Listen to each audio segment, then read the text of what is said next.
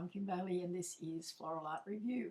And today we're looking at an abstract design with our AI, Design Eye, to give me some idea of how this design met the principles and elements of design, which is how all of our designs are judged, and some ideas for improvement. This particular design is from about 5 years ago now. It was an online competition, one of the very first online competitions at the end of 2020.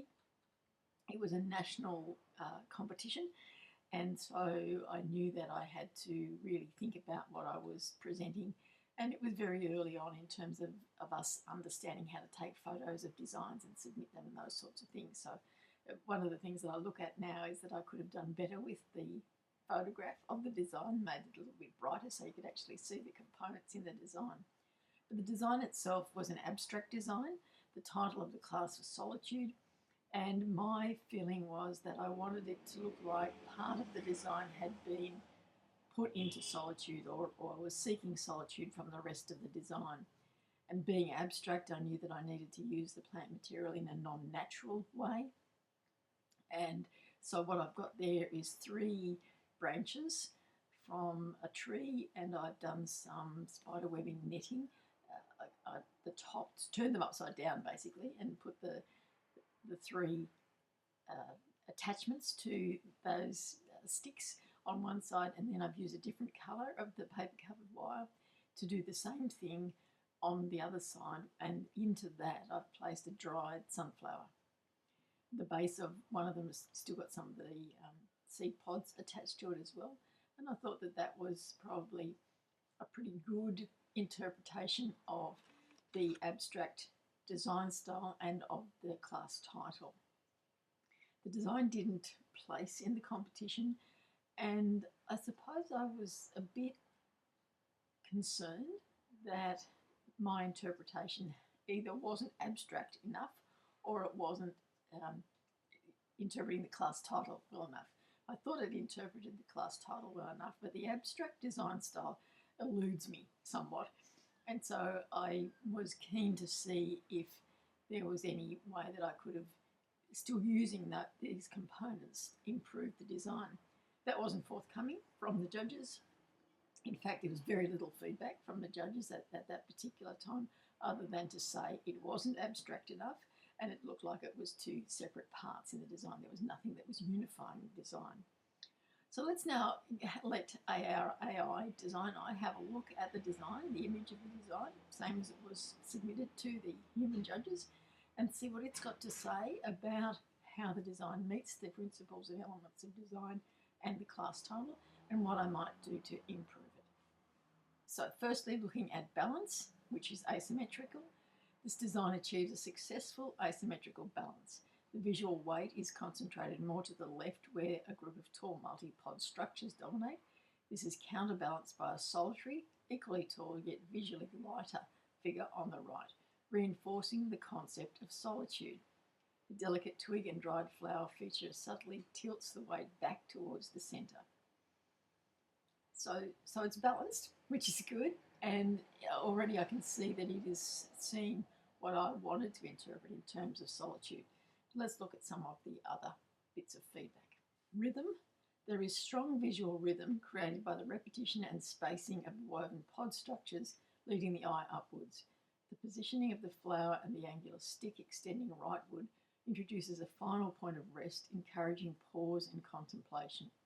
That's the placement of the sunflower. Probably in terms of rhythm, I understand about the repetition is there that gives it the rhythm, but if I was critical of this design in terms of my judging, I would think that it lacks a little bit of rhythm. It lacks some continuity in the design itself. Let's see what else. Dominance and emphasis. The solitary figure on the right becomes the focal point due to its separation from the group and the accenting of the head pod with the contrasting materials of dried sunflower and metallic loops. This highlights the theme of isolation and quiet introspection. Now the metallic loops it's talking about are where I've hooked over the stub wires as I've made those paper covered wire sections. But that's an interesting bit of feedback. It's not something that I would necessarily have noticed. So it's once again reinforces the idea that having something independent look at a design with no preconceived notions of what a design should look like helps us in our education in terms of floral art. Contrast. Effective textural contrast is present between the natural twigs, the tightly coiled basketry, and the more fluid sculptural top elements. Tonal contrast is subtle but evident between the cooler green tones and the warmer browns. So that's something that I'll be interested to see when we get to the colour part of the principles and elements, because I haven't really thought about colour in this design. I've focused more on the structure and on the interpretation of the title.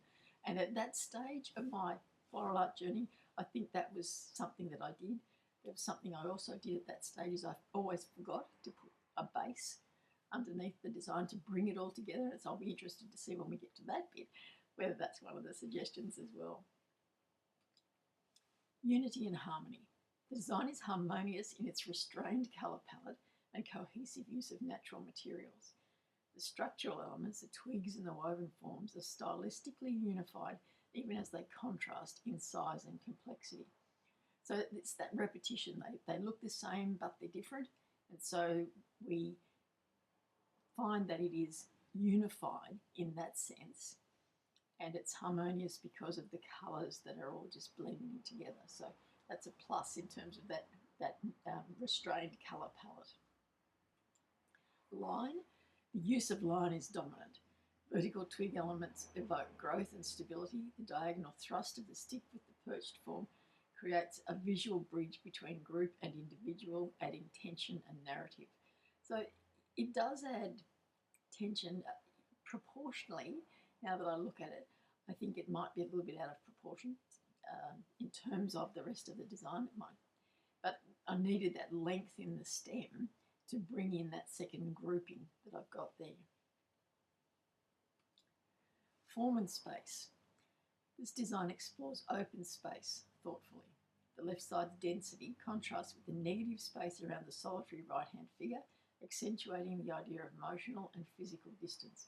So it's still seeing it as one design, and it's seeing it the way I felt I was interpreting Solitude, in that one part of the design is separate from the rest of the design.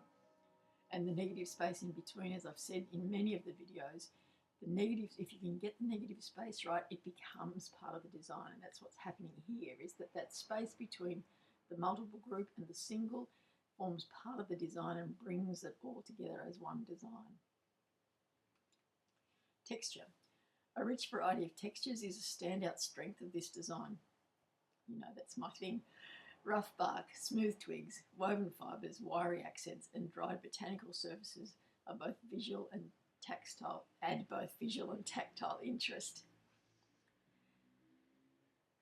It's rewarding when you find that there is one part of the principles and elements of design that really talks to you, that you can interpret well every time you do a design. And so I do like to see that I have maintained that focus on texture throughout my designs through all of the years that I've been doing these designs. Colour. A neutral palette of browns, greens and soft greys is appropriate for the concept, supporting the organic and introspective mood. The small rusty red detail on the foot of the right hand figure provides a quiet visual surprise without disrupting harmony. So that's the little seed pods that are right at the base there. And it's good that it's not a distraction. I wanted it to be reinforcement that these twigs were upside down, just in that abstract style of design. And interesting that in terms of colour, I think if we looked at Solitude and thought about colour, we wouldn't necessarily think about the browns. We might think about the greys, and I wouldn't think about, I might think about green, but I think about green and white together as Solitude or quiet times. So just an interesting observation in terms of colour and the choices of colour. Pattern and repetition. Repetition of the pod forms on the left gives the design strength and direction. Uniformity is broken with subtle variation in height and placement, which avoids monotony. And I knew that to be the case. I knew that I couldn't have any of them on the same level. So all four of those structures have the pod at different heights just to maintain that pattern and repetition without it looking like they're all one or having too many lines in it, because that would create another line. So now we're up to the suggestions. Let's see what I could have done to improve the design. Number one, clarify the leaf at the top of the twig. While intriguing, the small perched form could be slightly enhanced, a clearer silhouette or highlight to ensure it reads well at first glance. Now, those two leaves that are on the stalk of the sunflower are so dried up that I would have to look at how I placed it to actually improve their clarity, or give them a clearer silhouette by lighting it better, by lighting this better. And I think that's probably the answer, is better lighting on this design would have enhanced the design overall. Number two, slight base refinement. The legs of the group at the left feel slightly visually busier at their base than the elegant tripod on the right. Trimming or rearranging to reduce crossover would enhance clarity. And I think that's very true, and it's probably a subtle change that I wouldn't have noticed until right at the last minute. But once it's pointed out to you, as with anything, you can say, yes, that's right. And so I think what I need to do is just play around a little bit with those placements so that there wasn't, as it says, so much crossover at the base that creates that density that's not there in the rest of the design. And it doesn't need to be there in that base. Number three, consider elevation support. For this design in a competition, raising the whole structure slightly from the surface, e.g. on a low plinth or a textile base, could accentuate the vertical energy and draw attention to the negative space beneath. Exactly my thoughts when I looked at it this time, having not looked at it for a while, is that it should have been on a base of some kind so that it separates the design from the surface on which it's being displayed and gives you that negative space underneath it, so that when you're looking at it in terms of judging, you're judging the design, not bringing in what it's sitting on as part of the design, because that then extends the design out to the edges of where that base is, basically. Be interesting to think about what I could use as a base for that. You'd have to be very careful not to have anything that was too dominant, because there's so much lightness in the design. So it might have to be something that was just an irregular piece of cardboard that was covered with bark in the same tones, but very, very minimalist in terms of it being a base, just to complete that view that you're getting of the design as a whole. So our overall evaluation, a thought-provoking and conceptually strong abstract interpretation that captures the emotional resonance of its title. The clever juxtaposition of grouped versus isolated elements, combined with a linear dynamism and textural richness, results in a design that both pleases the eye and invites contemplation. So as an it's not a bad design. It didn't fail miserably. It just needed little touches to bring it into the arena of being a place getter. And this is what I've said to you all along, is that this process of having independent analysis of your designs, no matter how old they are, gives you something to think about in terms of your overall floral art journey. Because I look at these, even though it was 5 years ago, and I think if I was given that title again, the first thing I would do is go back to my drawing books, my planning books, and look at what I did last time and think about why that didn't do as well as it could. And now I have the opportunity, I can do that, and now I have the opportunity to go and have a look at what AI Design Eye has said about the design and how I would use those suggestions to improve it.